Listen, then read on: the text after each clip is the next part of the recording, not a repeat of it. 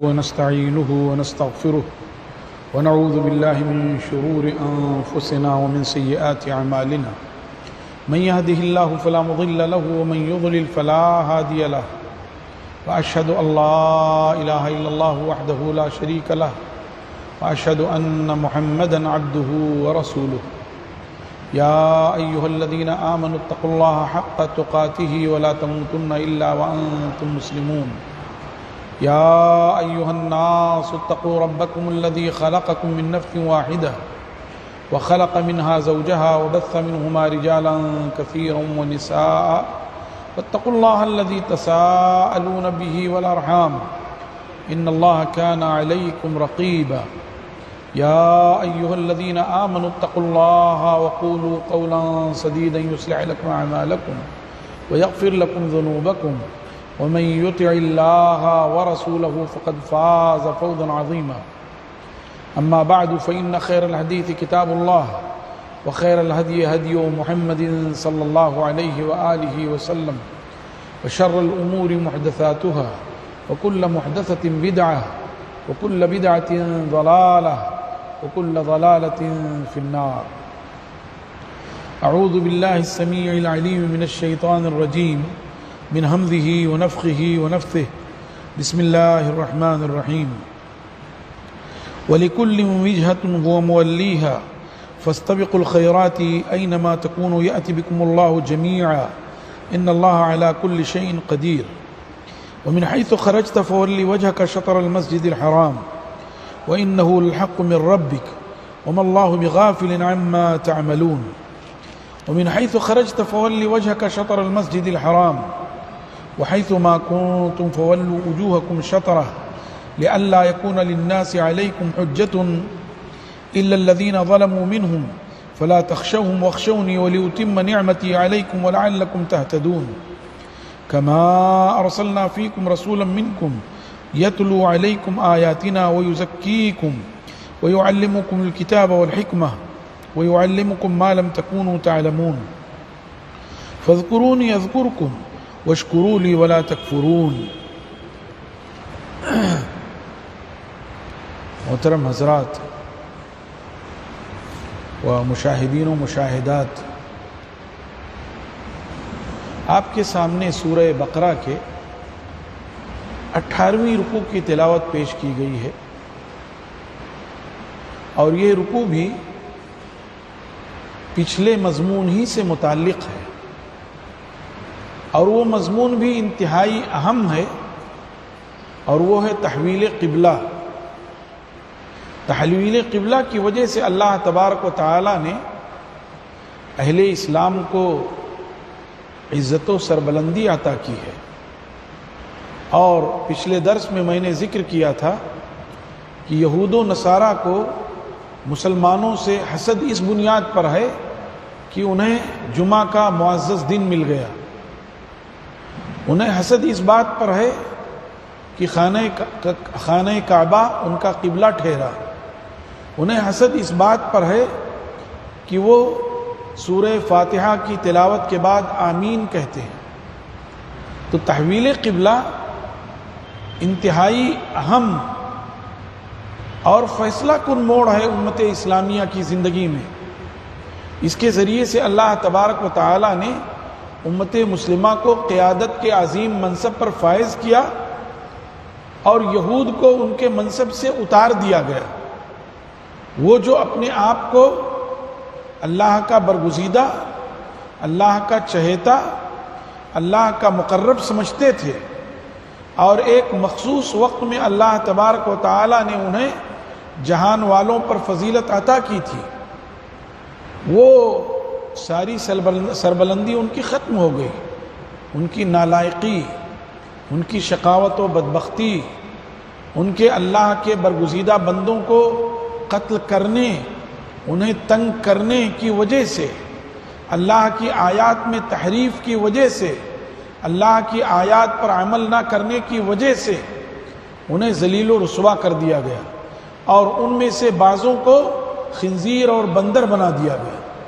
ان کی طبیعتیں، ان کے مزاج بدل دیے گئے، اور امت مسلمہ علی صاحبہ الصلاۃ والسلام پر اللہ تعالیٰ نے فضل فرمایا، انہیں خیر امت کے لقب سے ملقب کیا، قرآن پاک میں جا بجا انہیں یا ایھا الذین آمنو کے اعلیٰ ترین اعزاز سے نوازا گیا۔ اور یہ اس لیے نوازا گیا تاکہ مسلمان اپنی حیثیت کو سمجھیں، اپنے مقام کو پہچانیں اور لوگوں میں اپنے نفع کو عام کریں۔ وہ جس غرض سے لوگوں میں برپا کیے گئے ہیں اس غرض کو لوگوں میں انجام دیں، لوگوں میں بھلائیوں کو رواج دیں، لوگوں سے برائیوں کا خاتمہ کریں اور لوگوں کے لیے وہ قطب نما بن جائیں کہ لوگ انہیں دیکھ کر کے بھلائی اور برائی کو سمجھ سکیں اور اس میں تمیز کر سکیں۔ چنانچہ اللہ تبارک و تعالی نے تحویل قبلہ کا ذکر کئی مرتبہ کیا، بار بار کیا۔ وہ اس لیے کیا تاکہ خود رسول اللہ صلی اللہ علیہ وآلہ وسلم جو بار بار آپ کی خواہش تھی اور اپنی نگاہ بار بار آسمان کی طرف اٹھاتے تھے، آپ کو آپ کی مانگی مراد مل جائے اور اللہ تبارک و تعالی نے آپ کے خواہش کی تکمیل فرمائی۔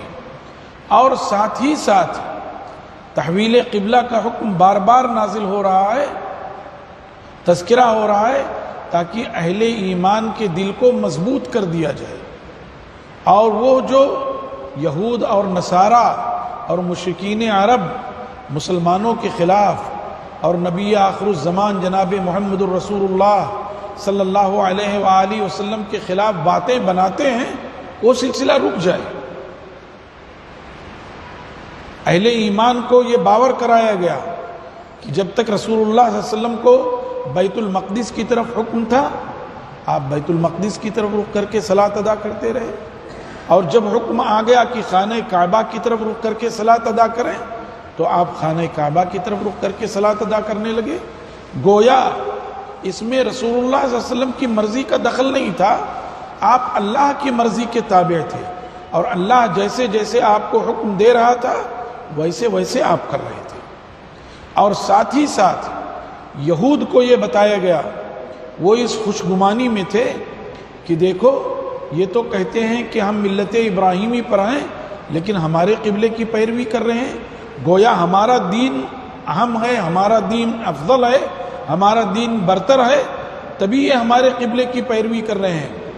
تو رسول اللہ صلی اللہ علیہ وسلم کا قبلہ خانہ کعبہ کی طرف تحویل کر کے ان کو یہ بتا دیا گیا کہ تم اس غلط فہمی میں نہ رہو، سب سے اشرف اور برتر دین دین اسلام ہے، سب سے افضل شریعت وہ ہے جو جناب محمد الرسول اللہ صلی اللہ علیہ وآلہ وسلم کو عطا کی گئی ہے۔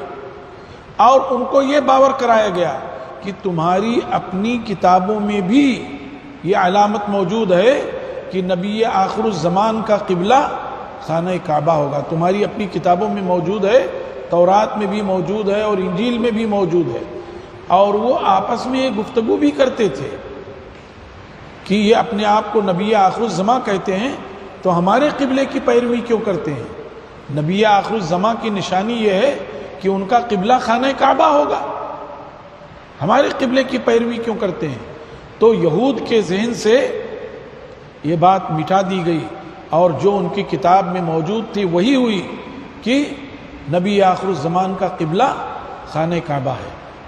اور پھر مشرکین کے ذہنوں سے بات ختم کر دی گئی کہ صاحب یہ نبی تو کہتے ہیں کہ ہم دین ابراہیمی کے پیروکار ہیں، تو ابراہیم خلیل کا قبلہ خانہ کعبہ تھا، یہ بیت المقدس کی طرف کیوں رخ کر رہے ہیں؟ تو رسول اللہ صلی اللہ علیہ وسلم کا تحویل قبلہ کر دیا جانا گویا مشرکین کو بتا دیا گیا کہ نہیں، رسول اللہ صلی اللہ علیہ وسلم کا قبلہ خانہ کعبہ ہے۔ اور اب اگر تم یہ جانتے ہو کہ دین ابراہیمی افضل ہے تو تمہیں بھی دین ابراہیمی پر عمل کرنا چاہیے۔ ایسے ہی ان کا ایک اور شبہ ختم کر دیا گیا۔ وہ کیا سمجھتے تھے کہ یہ جو ہے اب ہمارے قبلے کی پیروی کر رہے ہیں تو پھر ہمارے دین کی پیروی کرنے لگیں گے۔ ان کو کہہ دیا گیا نہیں، وہ ظالم ہیں جو اس طرح سوچتے ہیں۔ جیسے اللہ نے آپ کے لیے خانہ کعبہ کو قبلہ بنا دیا، ایسے ہی شریعت محمدی کو آپ کی شریعت بنا دیا گیا، دین اسلام کو آپ کا دین بنا دیا گیا، اور یہ بتا دیا گیا کہ ادیان میں سب سے افضل دین اسلام ہے۔ اور شروع میں یہ بتایا گیا کہ ہر مذہب کا اپنا قبلہ ہے، یہود اپنے قبلہ کی طرف، نصارہ اپنے قبلہ کی طرف، جو خود ساختہ ادیان و مذاہب ہیں ان کا اپنا قبلہ ہے۔ تو یہ کون سی نئی بات ہوئی؟ اگر رسول اللہ صلی اللہ علیہ وسلم کا قبلہ خانہ کعبہ ہو گیا، یہ کوئی نئی بات نہیں ہوئی، اور یہ تمام قبلوں میں سب سے افضل اور اصل قبلہ ہے۔ بقیہ سارے قبلے اب بے بنیاد ہو گئے، یہود کا قبلہ، نصارہ کا قبلہ، خود ساختہ شریعتوں اور ریت رواج کا قبلہ سب ختم ہو گیا۔ اب اگر قبلہ ہے تو خانہ کعبہ ہے۔ چنانچہ اللہ تعالیٰ نے فرمایا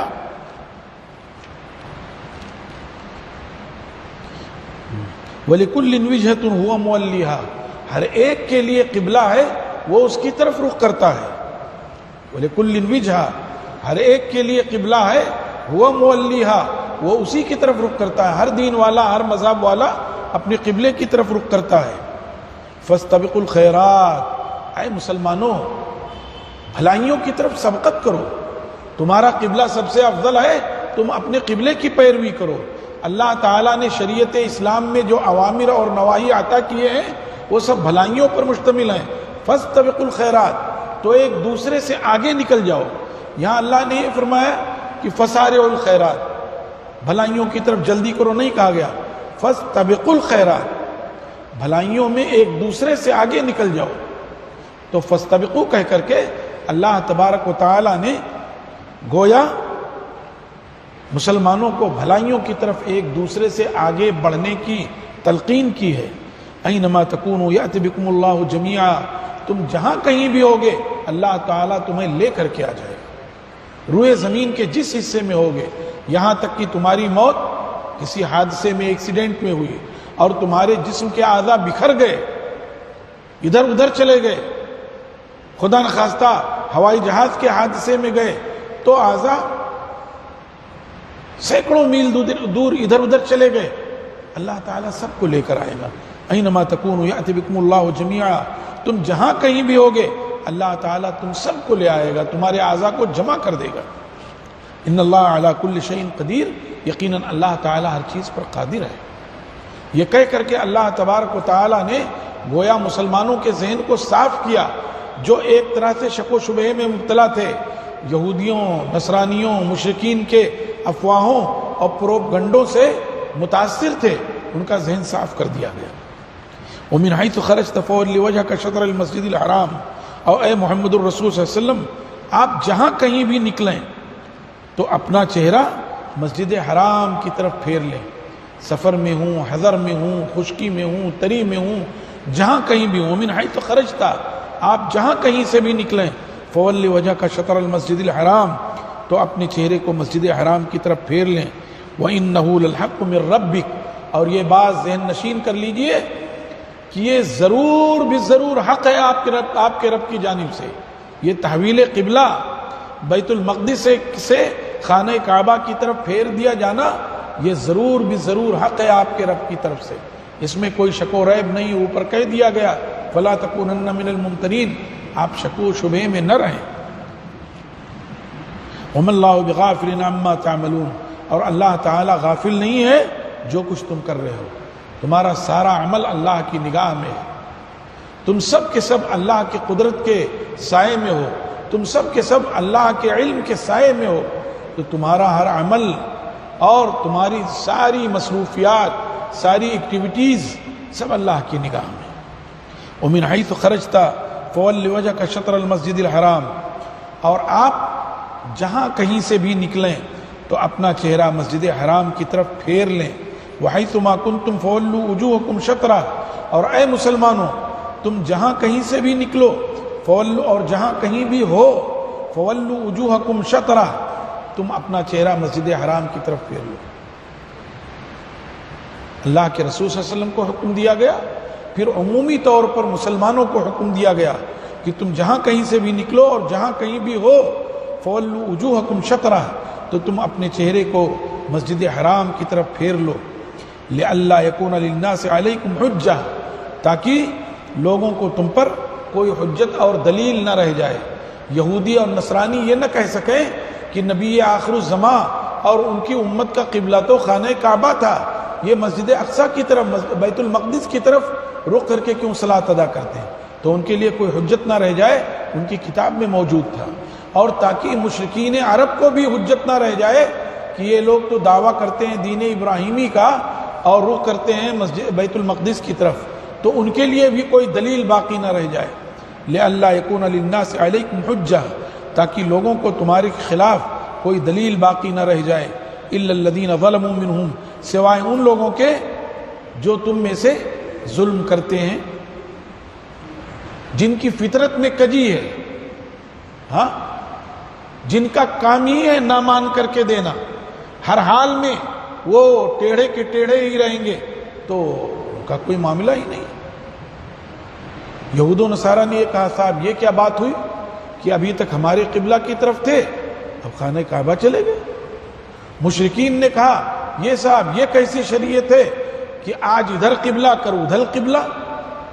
تو یہ ایسے لوگ ظالم ہیں جن کو اللہ کے احکام سے کوئی سروکار نہیں، اسی لیے کہا گیا الا الذین ظلموا منہم، سوائے ان لوگوں کے جنہوں نے ظلم کیا ہے، چاہے وہ مشرکین عرب میں سے ہوں چاہے وہ یہود و نصارہ میں سے ہوں۔ فلا تخشوہم واخشونی، تو اے مسلمانوں ان ظالموں سے نہ ڈرو، واخشونی، صرف مجھی سے ڈرو، وَلِأُتِمَّ نِعْمَتِي عَلَيْكُمْ، کیوں صرف مجھ سے ڈرو؟ جب مجھ سے ڈرو گے تو میرے اوامر پر عمل کرو گے، جب مجھ سے ڈرو گے تو میرے نواہی سے اجتناب کرو گے، جب مجھ سے ڈرو گے تو میری مرضی کے مطابق کام کرو گے، اور غیر اللہ کو ایک کنارے ڈال دو گے۔ وہی کہا گیا فلا تخشوہم واخشونی، تو ان ظالموں سے نہ ڈرو، صرف مجھ سے ڈرو، کیوں؟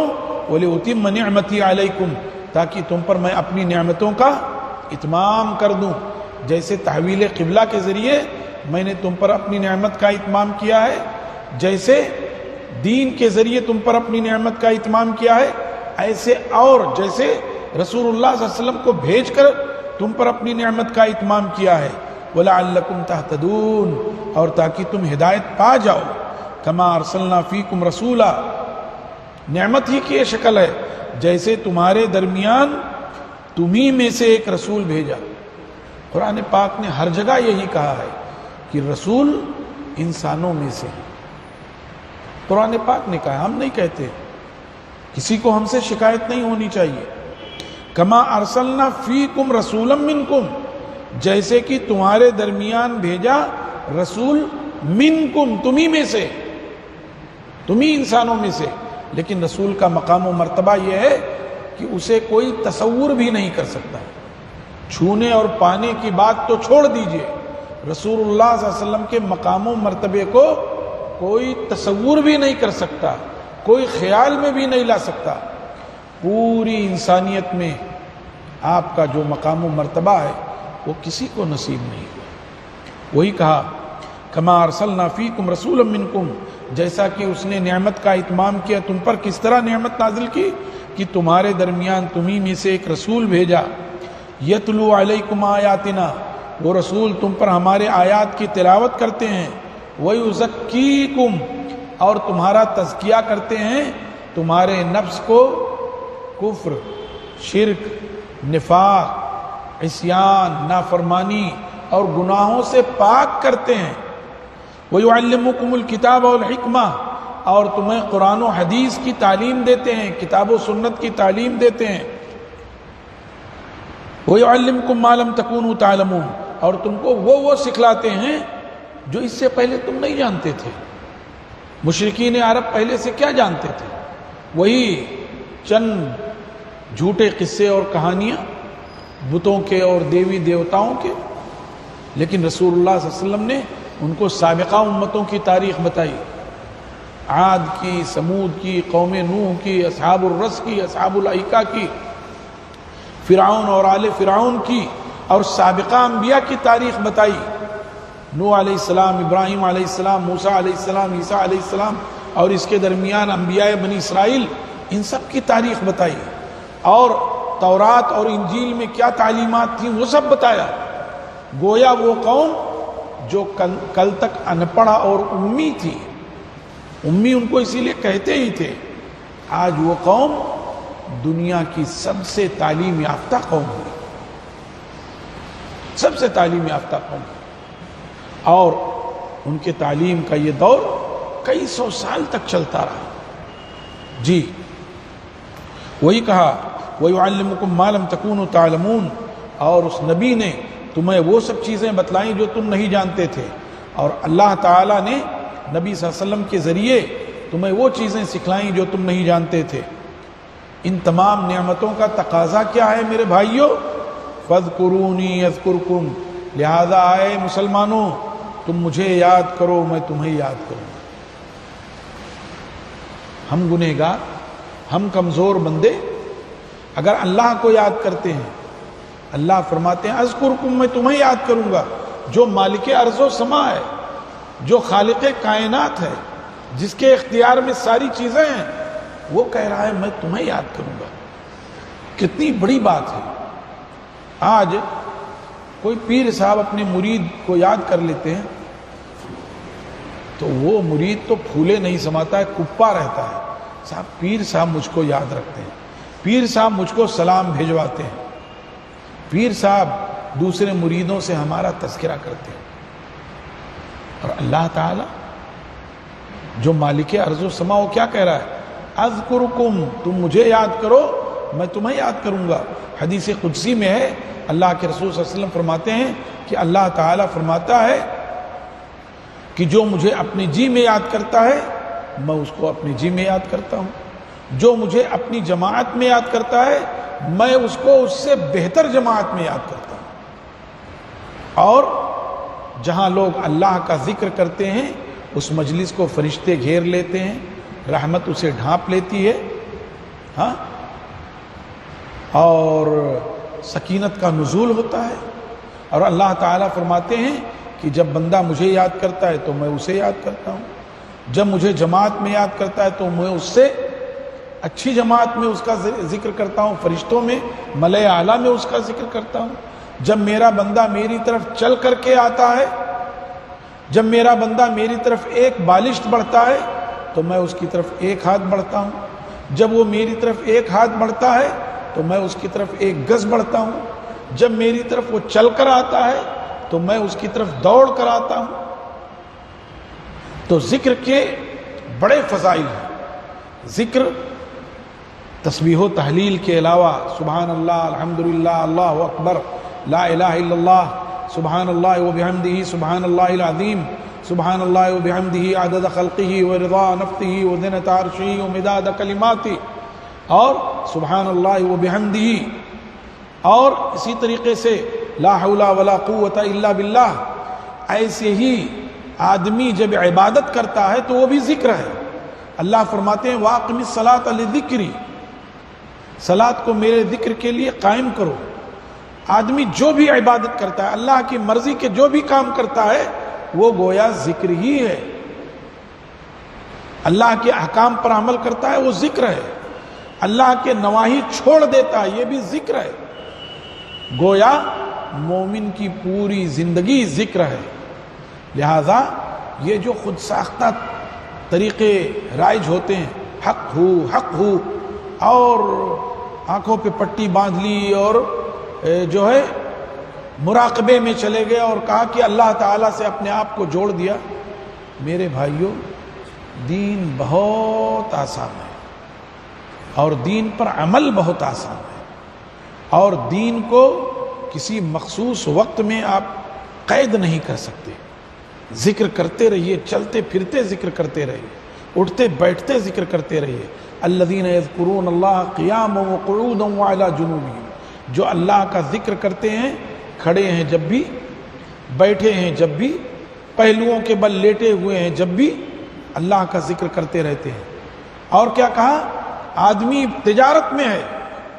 فَإِذَا قُضِيَتِ الصَّلَاةُ فَانتَشِرُوا فِي الْأَرْضِ وَابْتَغُوا مِنْ فَضْلِ اللَّهِ وَاذْكُرُوا اللَّهَ كَثِيرًا لَعَلَّكُمْ تُفْلِحُونَ. آدمی اپنی تجارت میں ہے اور وہاں بھی اللہ کا ذکر کر رہا ہے.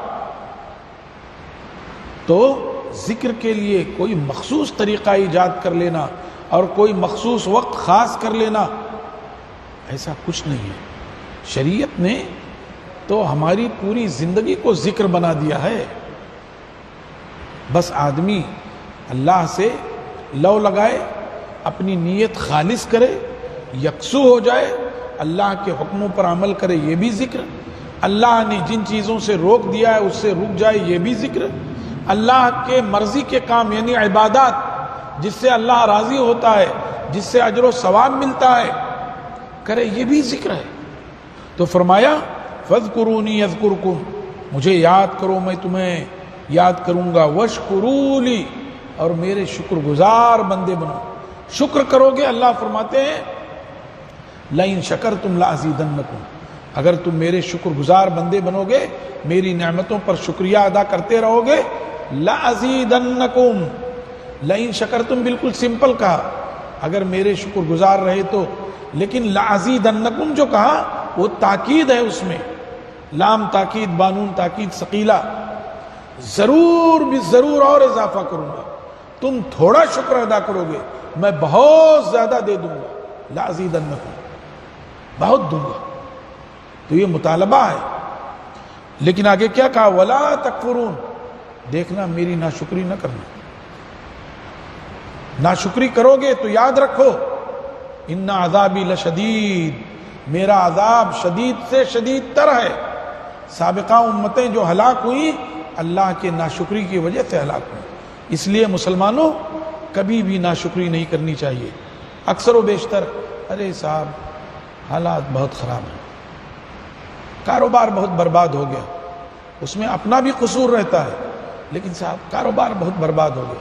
حالانکہ اللہ 2 وقت کی روٹی کھلا رہا ہے، کسی کا محتاج نہیں رکھا ہے، کسی کے سامنے ہاتھ پھیلانے کی نوبت نہیں آئی ہے، کبھی اللہ تبارک و تعالیٰ نے اضطرار میں مبتلا نہیں کیا، پھر بھی صاحب ناشکری ہو رہی ہے۔ اور اس میں علماء اور عوام سب مبتلا ہیں، خواص اور عوام سب مبتلا ہیں، اور اسی وجہ سے اللہ کی نعمتیں جو ہن کی طرح، جو پانی کی طرح برستی ہیں، وہ رک جاتی ہیں۔ اس لیے کہا گیا وَاشْكُرُوا لِي وَلَا تَكْفُرُونَ، میرے شکر گزار بندے بن کر رہو، میری ناشکری نہ کرنا۔ اللہ تعالیٰ سے دعا ہے کہ اللہ تعالیٰ ہم سب کو اپنا شکر گزار بندہ بنا کر رکھے۔ اللہ تعالیٰ ہمیں ذکر کی توفیق عطا فرمائے، اپنی زبان کو ہمیشہ اپنے ذکر سے تر رکھنے کی توفیق عطا فرمائے، اور قدم قدم پر، ایک ایک حرکت پر اپنا شکر ادا کرنے کی توفیق دے، اور ناشکری سے بچائے اور محفوظ رکھے۔ اللہ تعالیٰ ہم سب کو حسن عمل اور حسن خاتمہ کی توفیق عطا فرمائے۔ ربنا تقبل منا انك انت السميع العليم وتب علينا انك انت التواب الرحيم۔ سبحان ربك رب العزة عما يصفون وسلام على المرسلين والحمد لله رب العالمين، وصلى الله وسلم وبارك على نبينا محمد وعلى آله وصحبه أجمعين، والسلام عليكم ورحمة الله وبركاته۔